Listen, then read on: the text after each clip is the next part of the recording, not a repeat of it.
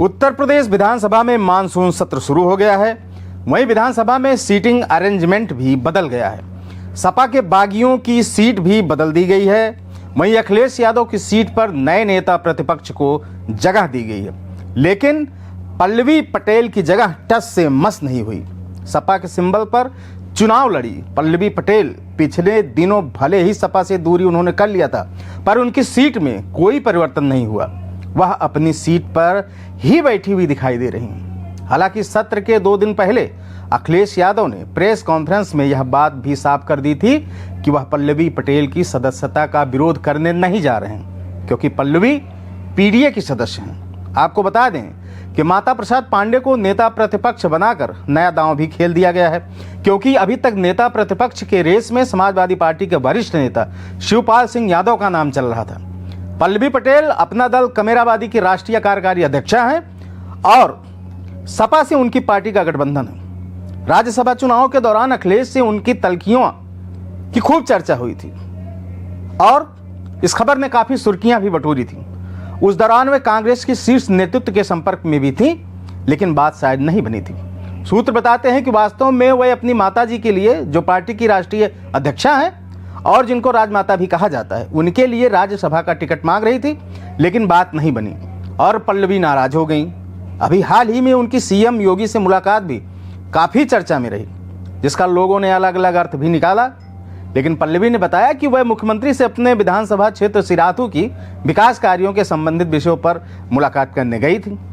पल्लवी पटेल वही हैं जिन्होंने केशव मौर्य को हराया था और जिस समय वह योगी से मिली, उस दौरान योगी और केशव के बीच क्या चल रहा था या क्या चल रहा है, ये किसी से छुपा नहीं है। इसलिए पल्लवी की इस मुलाकात के कई मायने निकाले गए।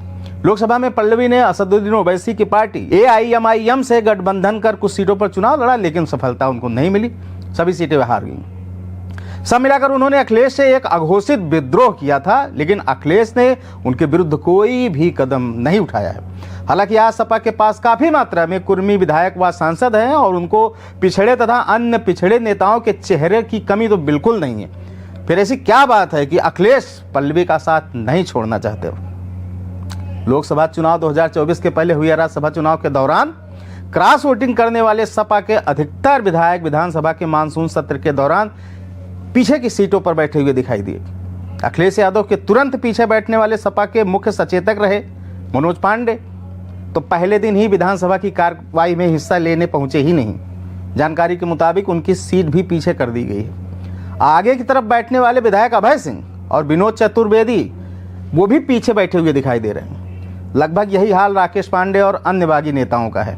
विधानसभा में नेता प्रतिपक्ष की सीट पर जहां अखिलेश यादव बैठते थे, वहां अब नए नेता प्रतिपक्ष माता प्रसाद पांडे बैठे हैं। वहीं उनकी बगल में, यानी उनकी बगल की सीट पर जहां अयोध्या के अवधेश प्रसाद बैठते थे, अब उनकी सीट पर समाजवादी पार्टी के वरिष्ठ नेता शिवपाल यादव बैठ रहे हैं। वहीं सपा के पिछले मुख्य सचेतक मनोज पांडे की जगह अब सपा के नए मुख्य सचेतक कमाल अख्तर बैठे हुए दिखाई दे रहे हैं। हालांकि अमेठी से विधायक राकेश प्रताप सिंह, जनसत्ता दल लोकतांत्रिक के अध्यक्ष रघुराज प्रताप सिंह राजा भैया के बगल में बैठे दिखे थे। राजनीतिक जानकारों का मानना है कि सपा विधानसभा उपचुनाव के पहले इन बागियों पर कोई कार्रवाई नहीं करेगी, लेकिन इसके बाद कार्रवाई लगभग तय मानी जा रही है।